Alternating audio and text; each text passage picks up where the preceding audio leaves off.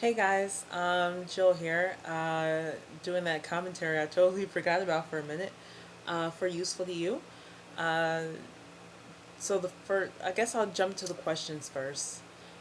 First question, I only got two by the way, so this won't be terribly long. First question was from Delightful Angel Zombie, and she asked, "Why did I decide to have Mike shoot Michonne?" Um, initially when I thought about the scene, I was gonna have Mike shoot himself, and Michonne's like covered in like his blood and his brain matter, and it's very traumatic. But it felt like a cop out. And then there was the part where I wanted to utilize Rick's coma arc, which was initially the whole premise for this story. Michonne was going to meet Rick while he was in a coma. Well, really, Carl. She was going to meet Carl, and then that didn't happen. Um, Initially, yeah, Rick was gonna be shot just like in the show. He was gonna be in a coma, and Lori was gonna rush over, but then she was gonna die on the way there in a car accident. And Michonne was already there because Mike had already tried to kill himself, and he was being, touch and go because of the whole Andre accidental death thing. But then I thought I wanted to explore Andre's death. So I mean, I didn't. I mean, I felt like that was a powerful moment. Having her run to that girl, having her comprehend what was going on and what she had just lost. And I wanted to explore that. I wanted to explore her grief, which, the show is Rick's story. So I don't feel like the show is cheated us or cheapened it or anything like that. That's not what I'm saying. But, you know, being that this is an AU and I'm at the wheel here, I wanted to explore Michonne's grief and how that would play out.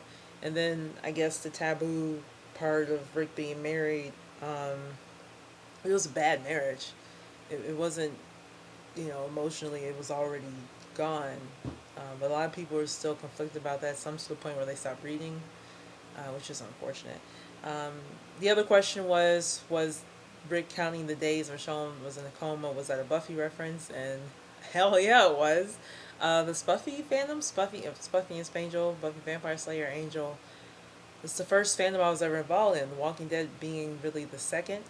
I mean, when I say involved in, like, I I sacrificed my life to it. No, I missed 22 days of school one year because I kept staying up all night reading fanfic. Also, the Spuffy fandom and the Spangel fandom.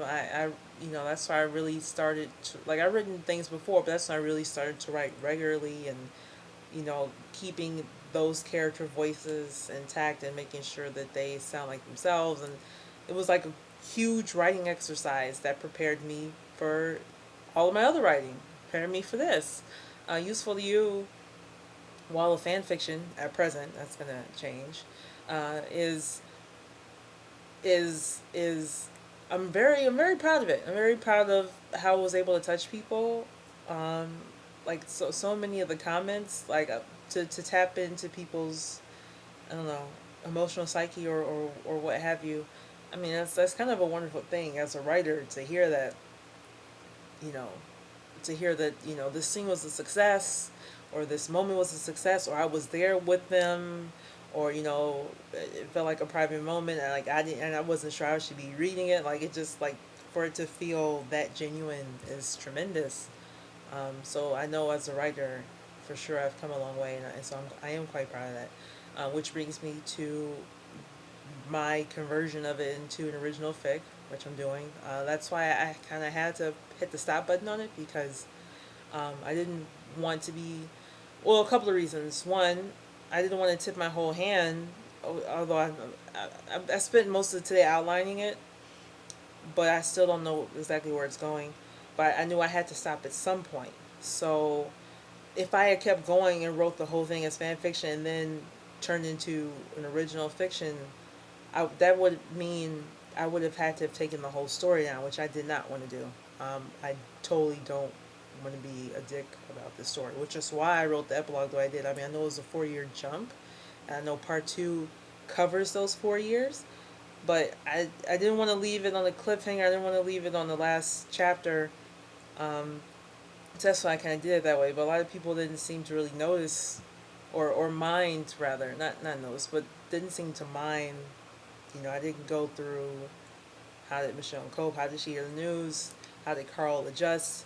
All these things will be answered for my Patreon members, and I will keep the names Rick and Michonne and the rest of the characters the same for a Patreon as I prepare to convert the whole thing into an original fiction. So that would be patreon.com/House of Fangirl is where you can find that. Also, I want to apologize for all of the plethora of typos and like my God, I was rereading some of the last chapters to get my head in, and it was like Jesus Christ. So I want to say that 80% of this story was written in the middle of the night, like literally before night before I went to bed. Like literally, I would write the chapter, post it, and then pass out on my keyboard. Like that literally happened just last night. Um, but it was important for me. Like I don't know, like this story set me on fire. Like I was, like I had to get it out. I had to get it out. This story and the Good Soldier too.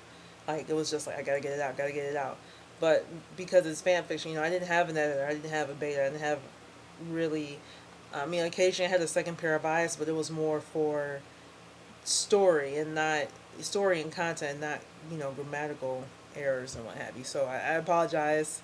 I guarantee the finished product won't be like that. It'll be a lot cleaner and smoother and hopefully awesome. Anyway, oh I said so many fucking times. Jesus Christ.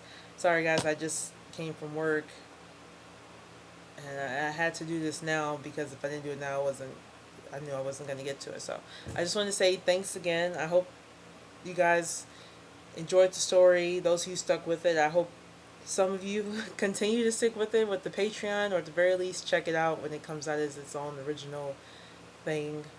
Um, I'm really quite smitten with this story myself. So thank you for going on this journey with me. I hope you continue the journey with me. And I'll see you in some one-shots and things. I'm sorry, one-shots and things later. Bye.